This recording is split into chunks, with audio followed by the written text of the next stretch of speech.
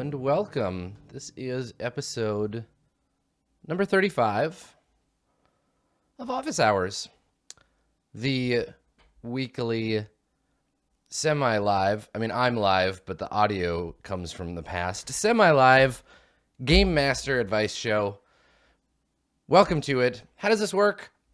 Well, thank you for asking. You submit your questions to me at my website, www.adam-koble.com, via the Office Hours link, via that form. You record your lovely voices, or you have someone else do it for you, or you commission a robot to simulate the sound of your voice. And then I read that question and I answer it on the show. That's how it do. So welcome to today's episode. We've been making jokes. We've been making the jokes since, episode 3 or 4 or 1 about how Office Hours is sort of fundamentally a relationship advice show that is pretending to be a GM advice show. Sometimes it's a GMing advice show pretending to be a relationship show, but the thing is that really most of these questions have some element of human interaction going on in them. And today I have a question that I think is legit our very first. This could be a relationship question. This could be a GMing question. It could fit in either space. I'm really excited about that. We got some good ones today. We're going to be talking about time and themes, and we're going to talk a little bit about love. Doesn't that sound nice? So let's get it started. Let's warm up. Let's warm up with a nice easy one, shall we? Here's question number 1 for today. Hi Adam. I picked up an adventure recently about your classic cult sacrificing a captive situation, and the PCs need to reach the captive before the captive is killed. But the adventure had no suggestions whatsoever about how I might track time passing, only that the longer the players take, the closer the captive is to being killed. I was wondering what methods or mechanisms do you use to play out time-sensitive missions? Thanks. All right. Time-sensitive missions, time-sensitive adventures. Well, you're on the right track being concerned about this. Certainly, our Lord and Savior, hallowed be his name, Lord Gary of Gygax, would approve of your concern for this attention to time, right? In the Advanced Dungeons & Dragons Dungeon Master's Guide, Canto 1, page something, Gary says, and I quote, "One of the things stressed in the original game of D&D was the importance of recording game time with respect to each and every player character in a campaign. In Advanced Dungeons & Dragons, it is emphasized even more." And this is all in caps. Like in the Dungeon Master's Guide, Gary threw this in caps. You cannot have a meaningful campaign if strict time records are not kept. The fact that that's all in caps makes it a thing that I return to over and over because it's so funny. Gary is so aggressive. Your campaign, if you don't know what day it is in your campaign is not meaningful. Whoa, Gary. Whoa. Time in role-playing games, according to Jan Gygax, is pretty fucking serious business. It may not be for your game, or any other game except Gary's. But before we get into the meat of the question, before we start talking about tools we use to track time,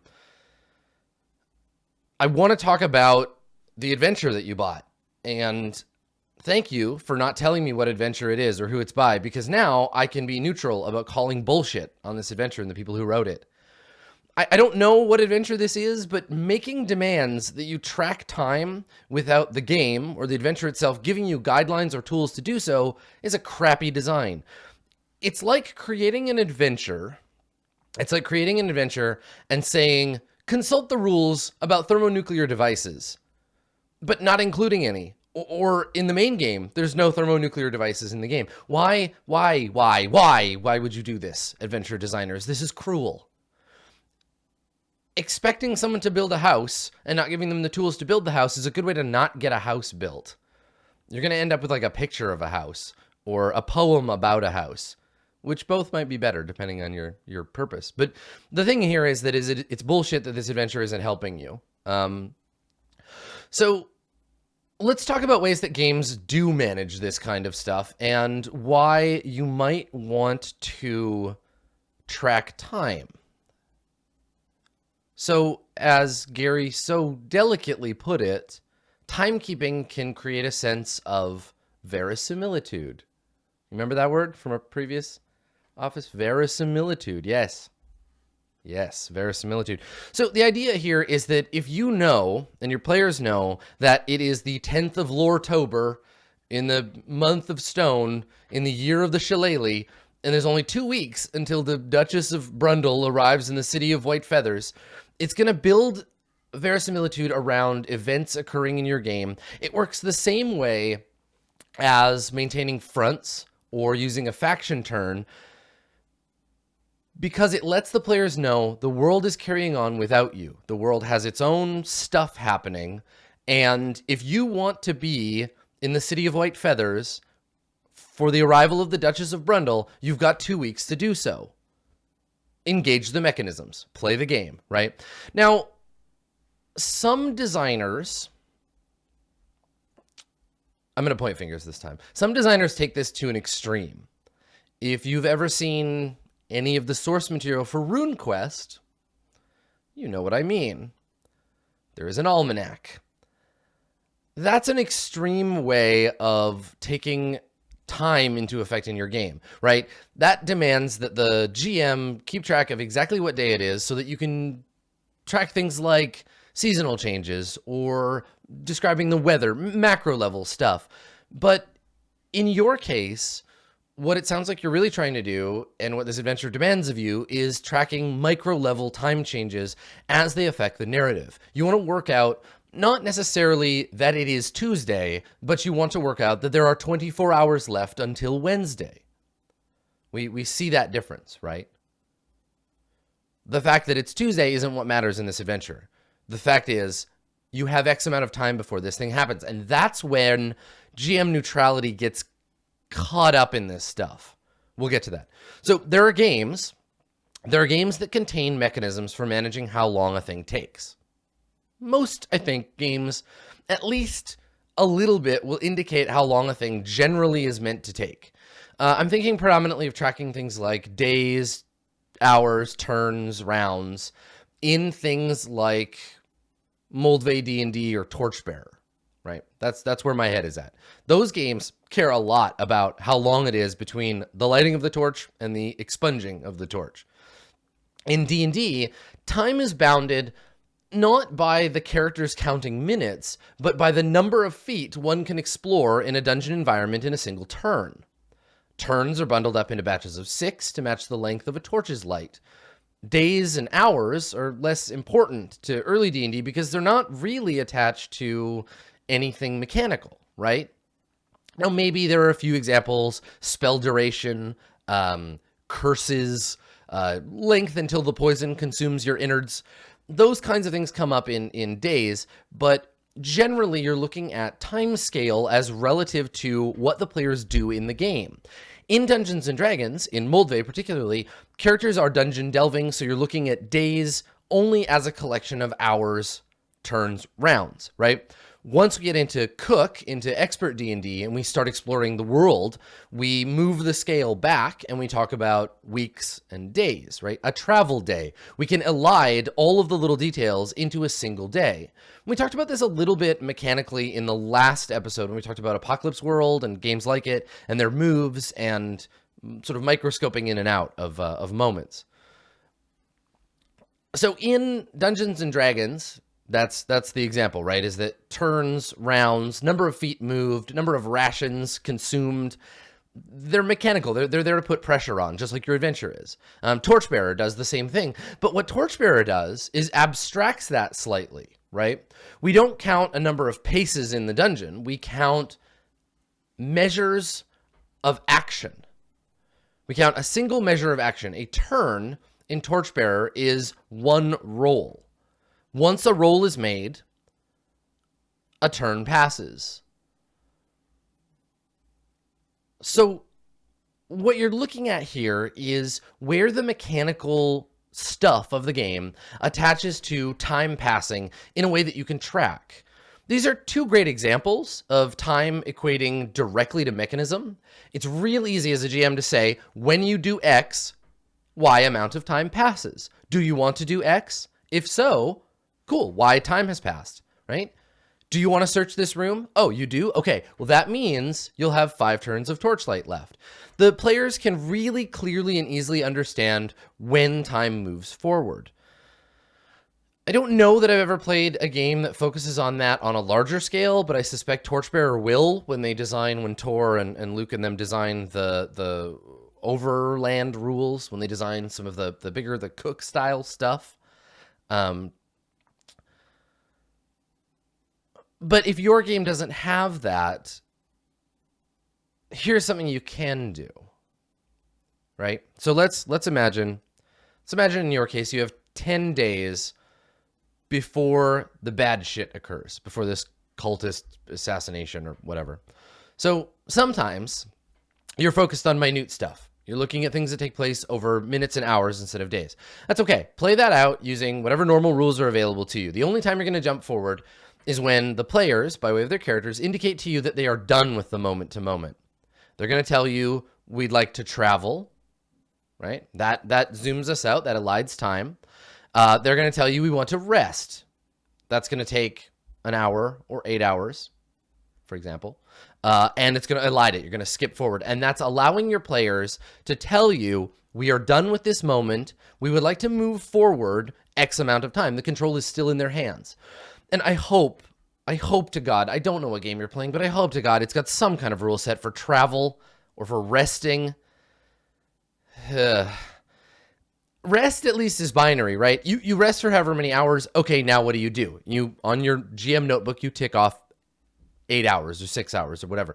And if the game that you're playing doesn't have a travel system, it's okay. Don't panic. Crib something from another game. Look at 5th edition. Look at Cook. Look at the rules cyclopedia, whatever, and crib that system, because honestly, those things are not generally mechanical, right? Like a human being can walk or jog X amount of meters per day, and then you modify that by the difficulty of the terrain. You can crib the system from another thing, or you can do it yourself here real easy. So travel and rest, real easy ways for the players to indicate to you, we're done. Now, when you're not in that space, when neither of those things are happening, or if you're playing a different sort of game that tracks scenes rather than time, it's going to fall to you, game master, to say how much time is passing. And I know that's not fair. It's kind of frustrating. That's okay, I get that. And the reason that this sucks is that by making you both the arbiter of time moving forward, the scene setter, and the person who adjudicates circumstances that come to pass when that time runs out, is that you're being put in a biased position, right? If you have the power to say, okay, players, 3 days pass, if that's your job, and you set the next scene accordingly, you've robbed the players of almost a third of the days that they have left to accomplish their goals. You've put the onus on them to say, no, wait, that's not fair. Stop. We don't want time to jump forward 3 days. There's still shit to do. And that's okay, right? You can play your game like that. You can force the point, and you can expect your players to push back. Some GMs have a lot of success with this. I'm thinking of one in particular. My friend and yours, John Harper, is really good about doing this in Dungeon World. John Harper is an aggressive Dungeon World game master, and he will tell me and the other players at the table precisely what happens at every moment without really giving us space to do that, right? He says, cool, the ogre punches you in the face and you fall on the ground, and puts the onus on the players to say, whoa, hold on, I'm going to dodge that punch. And then he smiles at you and says, all right, make your move, player. And I quite like that. It's a style. It's not necessarily something that Dungeon World says you should do, but it's an evidence here of a GM taking a rule set and applying his own personal style to that play. Now, you can do that. You can aggressively frame scenes, and you can hope, after you've talked to your players, you can hope that they're going to be able to say, whoa, hold on. Okay, before that happens, on day 1, I visit the Temple of Tharsis, and we're gonna pray for guidance. So this can feel like railroading if your players aren't comfortable or aren't assertive enough to say, whoa, John Harper style GM, chill your shit. You know, that's a thing. I think that the problem is that this kind of scene framing, this aggressive scene framing, if it doesn't work for your players, you have to instead think about framing scenes more gently by way of asking questions. And this can feel tricky because it does tend to, it's the opposite of the aggressive scene framing. So let's talk about this. Okay, so the PCs roll into town and they don't have an emerging need, a burning immediate desire to jump on the thing that they want to jump on. It puts you in a position to ask the players, okay, does anyone have anything they want to do today? And if they say no, that gives you permission to say, okay, tomorrow morning, the bells are ringing, you awaken, this happens, right? It can be a day or 2 or more until your next event, but you got to give the players a chance to do something in that time. Let them know how much time is going to pass if they say yes. This is telling them the consequences and asking, do you want to do this thing? No? Okay, time will pass. Tomorrow morning, this happens. Excuse me. So you can get aggressive, but you can ask permission to be aggressive first. Do this before they roll, too, right? Set the stakes of the dice before they hit the table. If your game has the granularity for it, you can say things like, all right, you want to gather troops in Filton's Hollow before you return to the City of White Feathers? All right, it's going to take you 3 days of talking to local politicians, of bribing people, making speeches. In 3 days, the results of your roll will come to pass, fail or success. Now, I like this. I like this mechanism. I like giving them a time frame that their rolls are going to occur in, because it lets you engage in mechanisms that often get forgotten in role-playing games. And I'm thinking of Burning Wheel in particular. We always forget to work slowly or to work quickly. Time becomes a thing that we forget about. And this approach allows you to engage those mechanisms. So you can say, okay, you failed. You failed to gather troops in Filton's Hollow. You failed that roll, but I'm going to give it to you anyway, but it takes 6 days instead. And now I know you only have 4 days before the Duchess arrives, right? So this allows you to, as a GM, make time a condition of success or failure. If they crit, they get that 12 plus style result, you could say, great, takes you 1 day. You can engage those sort of little nitpicky rules that your game may or may not have for that stuff. Those kind of mechanisms, they thrive on, they require that the GM be willing to set time stakes. If you can always work slowly and carefully, you might as well, right? Essentially, I'm suggesting that you take the torchbearer approach.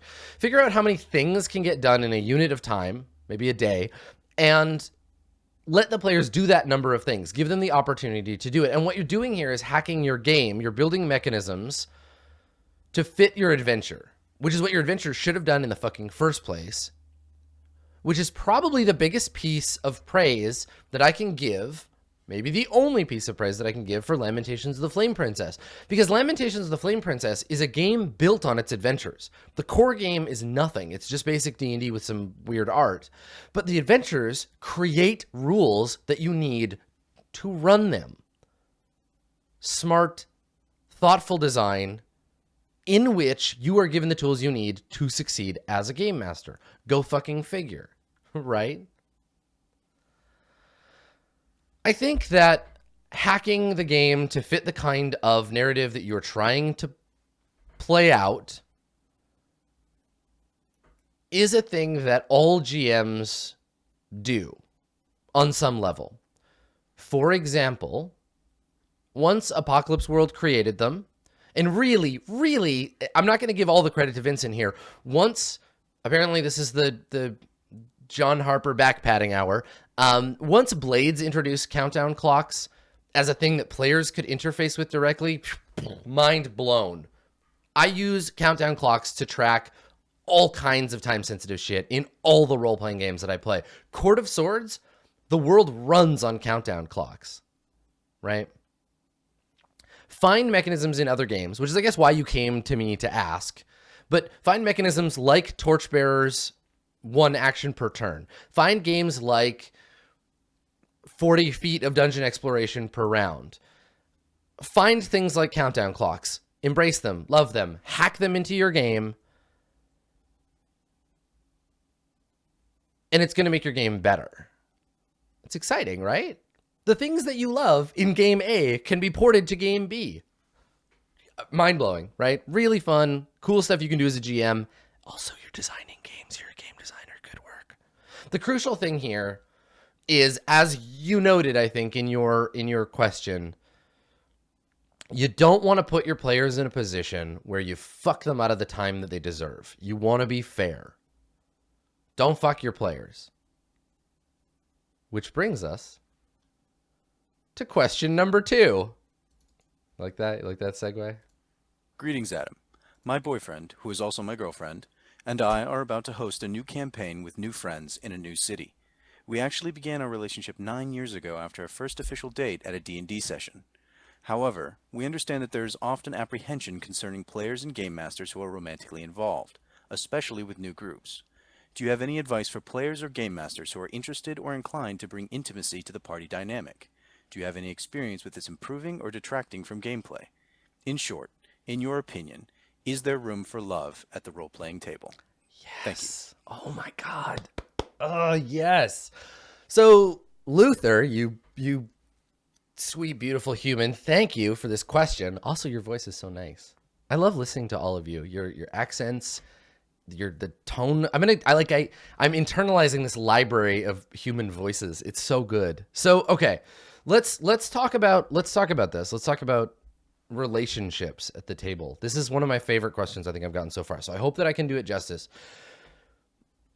This is going to be one of those role-playing games or a social thing questions. We're going to talk about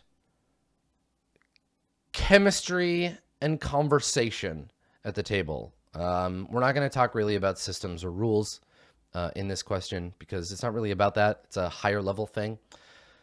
So let's get a little philosophical. Let's begin by talk about some assumptions, shall we? Let's talk about things that the culture that we're a part of, by which I mean tabletop gaming as a culture, and also the culture that I'm a part of, and many of you I suspect are, which is to say Western culture as it is perceived. Let's talk about some of the cultural assumptions about romance and about love, shall we? So, first off, there's an assumption in the majority of Western culture that relationships that involve romance or relationships that involve love are somehow more significant or more important than those that don't. It's assumed, for the most part, that people that we share our romantic selves with, if we have romantic selves, people we go on dates with, people we call our partner or our girlfriend or our boyfriend or our sweetheart or whatever, people we're married to, people we plan to have babies with or whatever, are intrinsically of more value to us than the people we are not. It's simultaneously assumed, at least in some spaces or circumstances, that we're meant to put our non-romantic friendships before our romantic ones. Things like girls' night out, or the idea that our bros should come before our non-bros when it comes down to it. So there's this tension that can crop up Or it might not, depending on your relationships. But culturally, there's a tension that can come up where we're expected to treat people according to the types of relationships that we have with them. And that can be problematic outside of the tables and also at them, because tension gets ratcheted up when we engage in things like storytelling, because there's already a tension there. We've talked about this. We've talked about how there's trust required at the table because telling stories is a creative experience. Creative experiences require vulnerability. Vulnerability can be hard. So when you bring into that environment this idea that your boyfriend is more important than your friend, except when your friend should be more important than your boyfriend, there's so much stuff about the value of relationships that gets pulled in and makes these things more difficult. But I'm going to posit that we get to choose how much we play into the idea of valuing relationships, and we get to choose what kinds of energy we put into the relationships that we're in. We'll get to that. There's another cultural assumption, and this is a fucking gross one. This is a gross cultural association that happens in the gaming culture that can come up in play and at our tables. This is the assumption that gamers and healthy, successful romantic relationships are somehow anathema to one another. This is the loveless nerd thing. The assumption where people who play Dungeons and Dragons together only do so because no one will want to have sex with them and no one will want to go on dates with them because they are losers.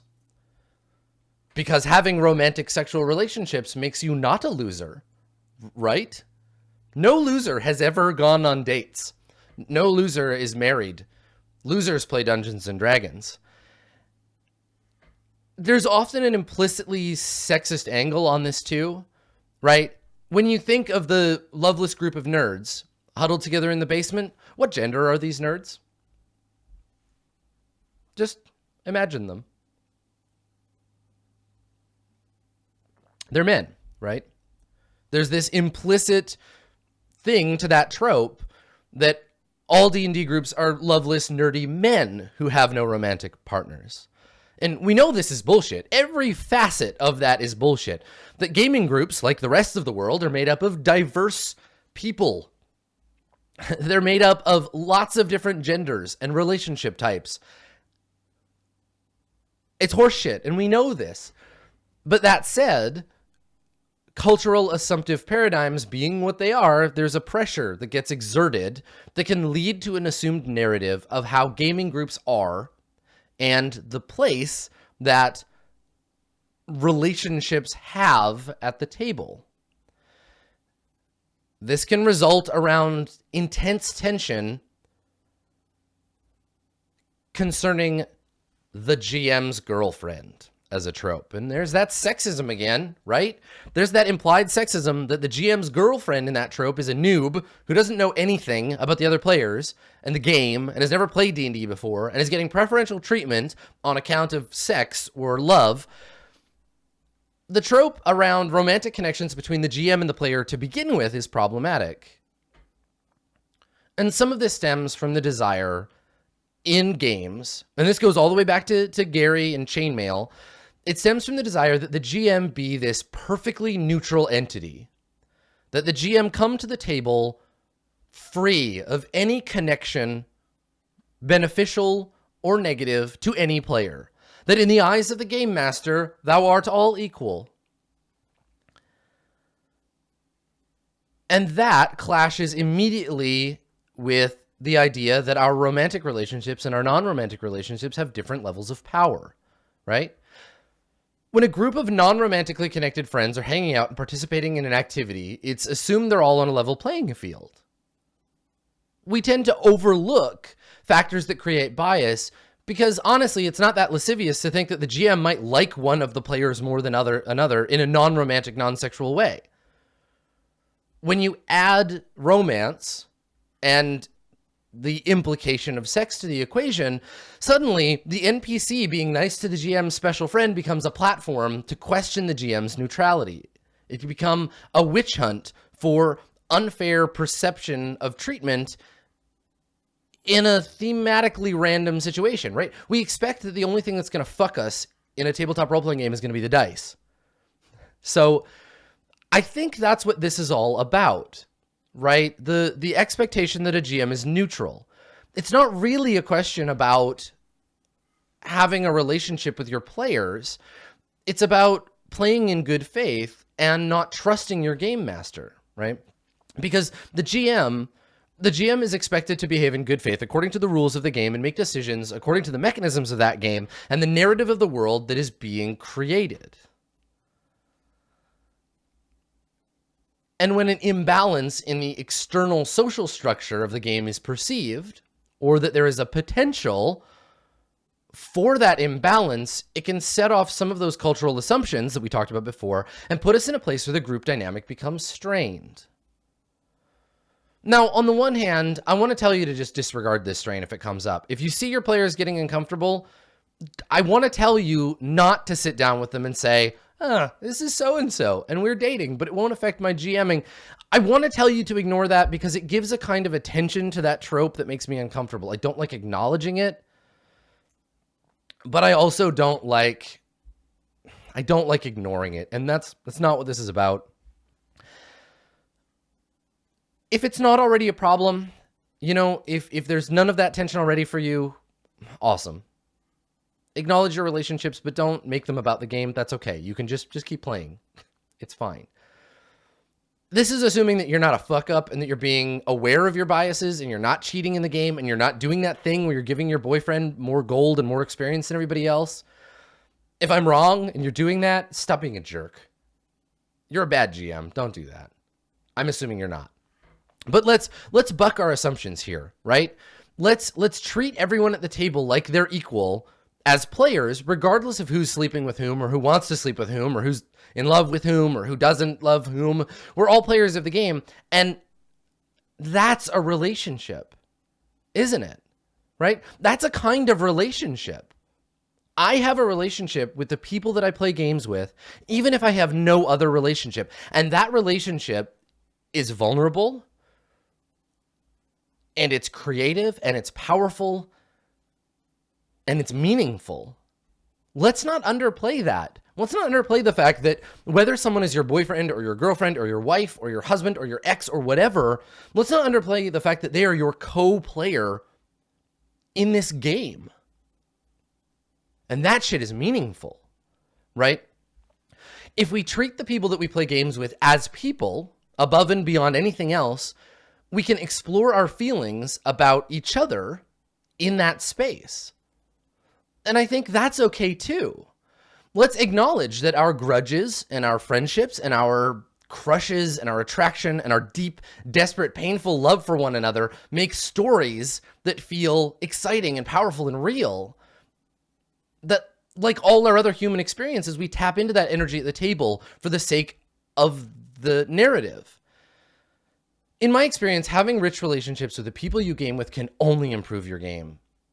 And when I say rich relationships, I don't mean romantic ones. I don't mean just sexual ones.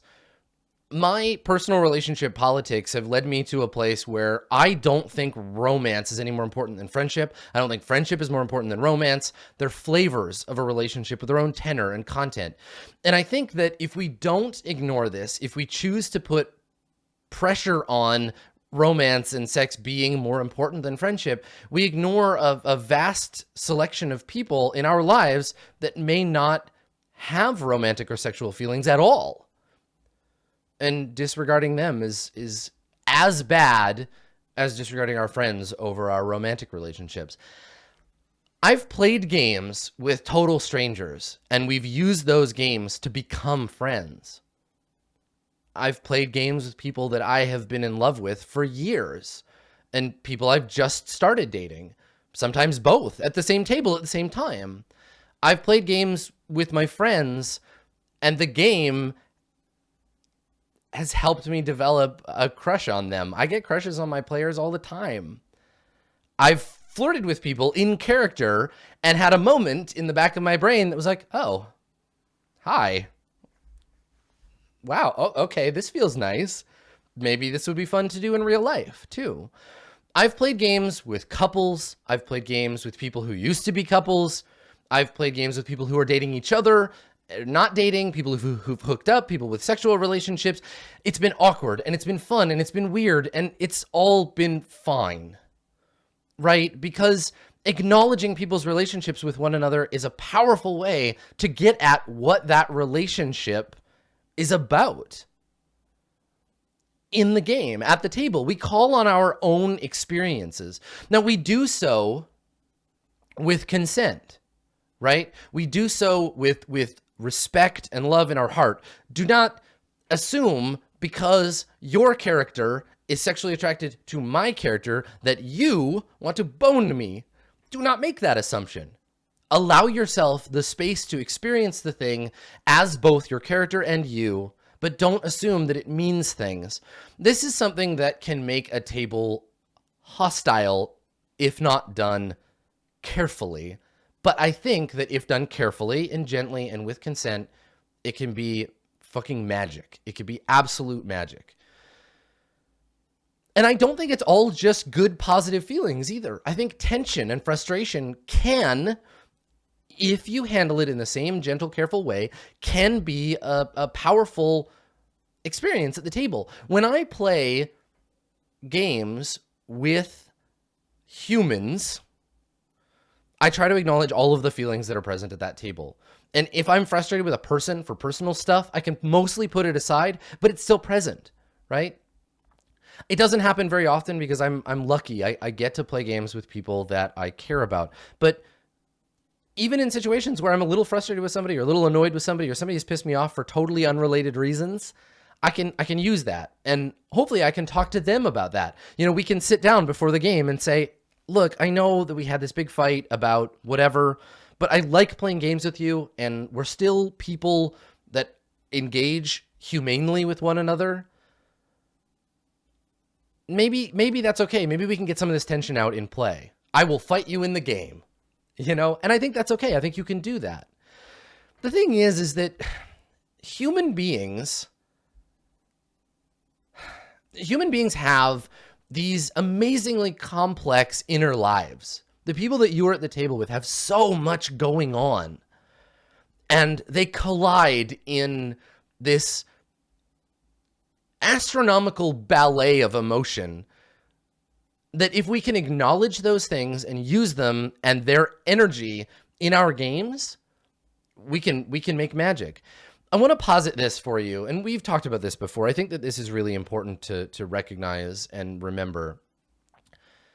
Role-playing games are an intimate activity. Maybe not as intimate as doing naked friction stuff with people for you, but maybe more, right? The people you play games with, you know them better, even if there's total strangers otherwise, than you would if you weren't playing games with them.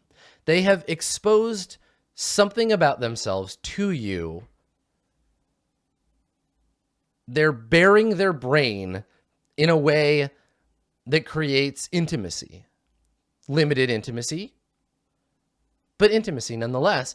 And I guess what I'm suggesting here is the idea that playing a game in which two people are dating or married or whatever, and whether the GM is going to be fair, is like the most boring possible thing we can concern ourselves with when it comes to people having relationships outside the game. It's so fucking boring. Because it's not about those relationships, right? Whether the GM is fair or not doesn't matter if they're sleeping with or in love with another player. It's about whether they're good at the game, because the game demands that stance. The game demands things of the players. Play in good faith. Expect your players to do the same. And that's that. Now, going the extra distance and recognizing that the parts of your relationship that can be angled into the game and the ones that can't, that takes work. Talk to your group about it. Talk to your players one-on-one. Encourage them to talk to each other with or without you. Invite them to draw on the strength and the excitement that they give one another as people to make the game more meaningful. Give yourself permission and get consent from your players to explore these spaces narratively together. Now, if you want to, you can use tools like lines and veils. You can use the X card and just like have meaningful conversations outside the game about bleed. You remember bleed? We talked about that before. it can be powerful in making this all possible. Because honestly, like, here's how it goes. I've played games with people in which romantic or sexual or flirtatious content came up, in which I had to explain or express to a person by way of a character romantic or sexual feelings for them. We played out a scene that was intimate and difficult to play out. And I've had those feelings of like, wow, I feel like kind of attracted to this person. We've just spent 5 minutes or 10 minutes looking into each other's eyes, saying intimate shit to each other in a funny voice. And I'm having some like actual human feelings about this. I don't want to jeopardize the game. I don't want to jeopardize my relationship with that person. I'm going to give myself some space to process those feelings and like let them go. I'm going to give them to my character, and my character's going to take them away, and we're going to clear the bleed, and then I'll be okay, right? And maybe it doesn't have to affect things, and maybe that's the spark that sets off the fire of a raging crush I now have on this person, but it doesn't have to be. We can't control our emotions, but we can control the things that we do with our emotions. And tools like the X card, tools like lines and veils can allow us to bound the emotional space that we're in to make it safer to explore. So if I know that I have problems with bleed, where I get angry at people who run at cross purposes with me in games, I get emotionally attached to people whose characters are attached to mine. If I know that I have those problems, I can say, okay, this is getting a little emotionally intense for me. Can we director stance this? Can we say, all right, the conversation goes by over the course of an hour in which this happens, then this happens, we sleep together, let's move on to the next scene that I feel like a little bit more safe distance from. You're going to find your group has a tenor for this depending on their chemistry and composition. And this is why individual people matter in a game as elements of that game. Some of my favorite moments in RPGs are moments that I can look at as milestones in my relationship with people. And lately, those milestones with those people have been happening in public, right? Y'all have seen this happen. Here are some examples. Here are some examples in which role-playing games have affected and informed my relationships with people, right?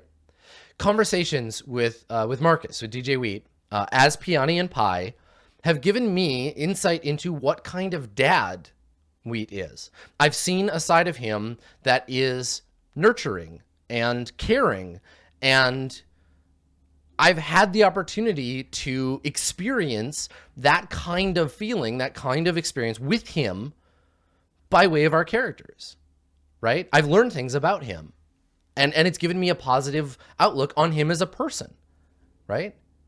I like Marcus more because of that dad-kid interaction that we had.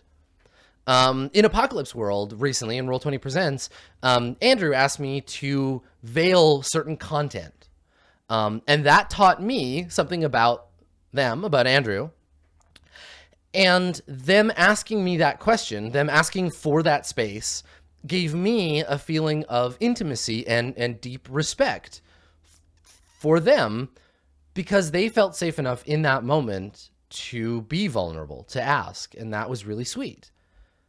So that gave me positive feelings, that attached me to Andrew as a person outside the game, because it said something about them. Talking about morality with Jeff as Mr. Sicarian taught me things about how Jeff negotiates the world. I got to learn ways in which Jeff, through his character, is really smart, and it gave me a sense of who Jeff is. This is the thing, right? Role-playing games are the best shit there is. Role-playing games are my favorite thing in the world. They are at the top of my list. And they can both be informed by and inform our personal relationships with the humans around us. And that magic, that tabletop role-playing game magic, is only going to make your game better if you embrace it. So I guess to answer the question, I think that, yeah, there's room for love at the table, but not only in the traditionally bounded ideas of romantic love, but in the love that we share for the people that we play games with and the way that we engage creatively with the people at the table. I think you should love your players. I think they should love each other. And I think whatever form or shape that love takes, it's only going to make your game better. As you can tell, this is an important question for me. I have big feelings about this question. Let's cool it down with some discussion about themes, shall we? Let's talk about themes in games. I'm gonna take a minute. I'm gonna have some water. I'm gonna breathe. We're gonna move through that. But in the meantime, Hi Adam, my name is Duan. My question is about themes, something you already mentioned on past office hours and which I had enjoyed on a couple of games I ran and which should be able to incorporate in future campaigns. When I say theme, I mean a strong concept that ties the campaign together. I currently have 2 Burning Wheel campaigns, one that deals with the themes of freedom and travel, and another that deals with family and loyalty. Are these things that can spark complaint organically? How can I detect them and bring them to the spotlight? How can I introduce them more consciously on my games? Greetings from Argentina. thank you for submitting this question, Dwam. And also, your accent is so nice to listen to. I don't know that I've ever consciously heard an Argentinian accent, but that was beautiful. Thank you. Thank you for that. So, so when people ask us what our campaigns are about, someone, you're at Gen Con, you're at PAX, and you're sitting there and you're eating your $8 pizza because fuck convention food. Sitting there eating your pizza and you're with the fellow gamers, and someone says, I heard you started a new campaign. What's it about? Generally, you're gonna answer one of 2 ways. Okay? You might say, oh, my campaign? It's about the last elves hunting an ancient demon that damned their people and cursed their line, surrounded by people who hate and fear them. That's what my game is about. We might also say it's about the burdens of lineage, about struggling to keep light alive in a dark world, even when we know that light will go out eventually. Same campaign, hella different answers. It's because in the first, we're explaining the narrative content of our game. We're setting up the who and the what. We're talking about the when and the where of our game. We're saying what one might expect to see in a game and what the players are doing in that game. We're talking about the surface level stuff. In the second answer, we're talking about the themes of the game. We're discussing not the content of the game, but why the content of the game, right? It's not what the game is about, but what the game is about, if you get my meaning, right? The thing is, they're both good answers. They're both true of the game, and they're both necessary to help us understand what the game we're playing is, what function it serves in a artistic sense. I distinctly remember the first time that I ever was exposed to anything about theme in a game. Until I had encountered Vampire the Masquerade, I'd only ever really played Dungeons and Dragons. I was always this is a game about elves fighting demons answer, right?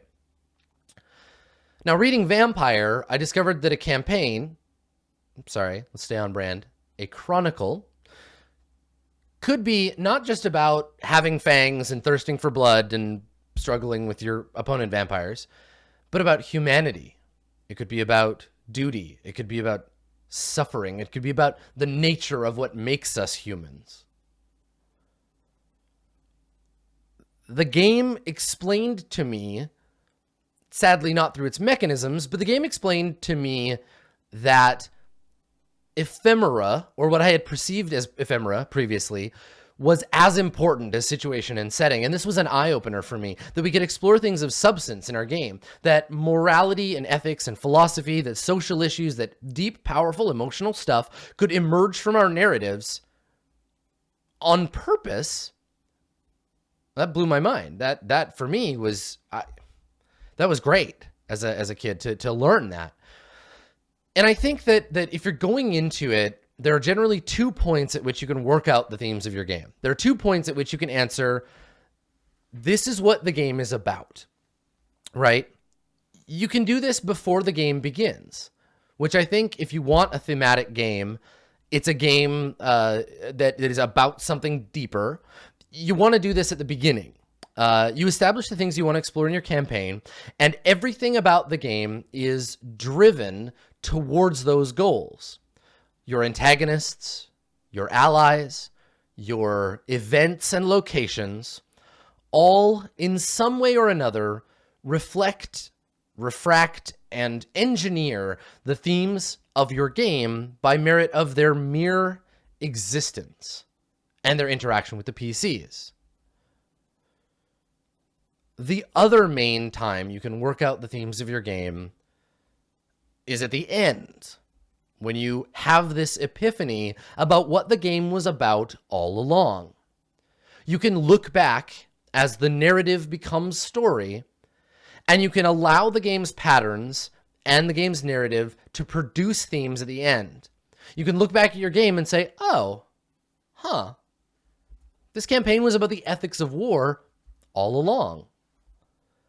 Now, I prefer the former, but the latter is valid too. I just want to put that out there, as sometimes learning the themes of the game as you reach the end can be as satisfying as trying to engineer them from the get-go. And to be honest, a lot of games are designed so that the thematic content rises from the game's progression mechanics. I'm thinking about Apocalypse World, particularly here, where the arc of the game, by way of the character's advancement, tells you about scarcity. It tells you about community. These things are built in play.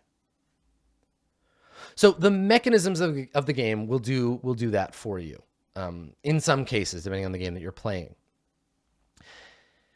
It's hard to develop themes organically as you play the game, because themes in the game don't just appear from nowhere. There is nothing about the game that just comes out of thin air. They emerge from the interaction of PCs, situational elements, and mechanisms. So if you go in planning to engineer those things, you're going to get thematic content out of it. So here's the thing, right? For example, if you want to create a game whose main campaign theme is the horrors of war, you encourage the players to create PCs with complex relationships to war. You set the game in a situation wherein those themes can emerge. You create NPCs to test and challenge the PCs on their opinions, on their beliefs, on their instincts, and you engage the fictional dialogue about what war is and why is it horrific, and you do all of this by way of the mechanisms. And I'm talking about it in these specific terms because Dwam said that they were playing Burning Wheel, which at its core is a thematic game. It has its own themes that it brings to the table, but it allows you to make up those themes. Setting the stage for this dialogue with your players is super important, but doesn't always have to happen right away. Sometimes you can discover things that introduce themselves to you as you play. I did not know going in that the story of Cantor Haig would be the story of hubris in the face of love. I didn't realize that. I went in assuming he was going to be a 2-bit thug, but as I play, I realize more and more that he's Tony Montana. Right? And sometimes that happens. Sometimes you create a character that is one way, and the character will change according to what interests you as you play them. And as a GM, this can be true of the game at large. Sometimes you find a certain mechanism will lead you towards exploring an aspect of the game. You know, let's not underestimate the mechanical influence on themes, because as we've discussed before, system matters. Mechanisms create narrative. Narrative develops themes. What I suggest when you find that happening, when you're like, wait a second, is this a game about war? Wait a second, is my Stars Without Number campaign actually about our responsibility to the things that we create? Is it actually a game about ethics in artificial intelligence? So talk about this stuff, right? Stop and talk to your players. Say to your players, hey, so it seems like we've been talking a lot in game lately about the ramifications of this big war between Colon and the Jarek rebels. You know, the Colonite government being overthrown, that was just a background thing, but these Jarek rebels have come up more and more. Maybe we can focus on that. Maybe that's a thing. Like, does everybody want to like write a belief about that? Can we bend ourselves to the fall of the Colonite Empire? talk about how the game and the players can support one another in discovering and exploring those themes. We call this getting buy-in. You do it before your campaign. You can do it during the game. This is about getting help from your players and making sure that they want what you want. Because you might be like, Jarek Rebels, yeah! And they might be like, no, we want to go to the Masquerade Ball. We don't care, right? And that's okay. That's a thing that can happen. As with anything in a game, if the GM has one agenda and the players have another, you're going to get dissonance, and that's not good. You might get really hype about exploring the meaning of intelligence and ethics in a world where money buys anything and humanity isn't worth much, but if your players don't want to explore that, if they just want to shoot stuff and fly around in a spaceship, everybody's going to have a crappy time because you're pulling in different directions. No game is neutral. No game is generic. Mechanisms and rules speak a language. Even when they're not being used to make a narrative live at the table, they represent the potential to craft stories that are about things. A well-designed game will speak its themes clearly and will do so up front. A badly designed game won't have its themes figured out. Or it just won't talk about them. It won't give you tools to explore them, which makes your game harder. This is the whole, what is the game about? How is it about that? It's all that, right? The themes of the game are part of answering what is this game about. Pendragon is a game about playing Arthurian knights. It's also a game about legacy. It's about both of those things mechanically. It is a good game. Make sure that if your game is going to be about shit, the game you're playing is about the same shit or similar shit. Otherwise, it's going to be a lot of work and you're probably not going to have fun. Do not try to tell stories of hope and renewal using Apocalypse World. Don't tell stories about subtle romance with Fiasco. Do not try, yes, here it comes, to tell stories about intrigue with Pathfinder. Don't do it. Don't fucking do it. It's super important with thematic content because it's so much more subtle, right?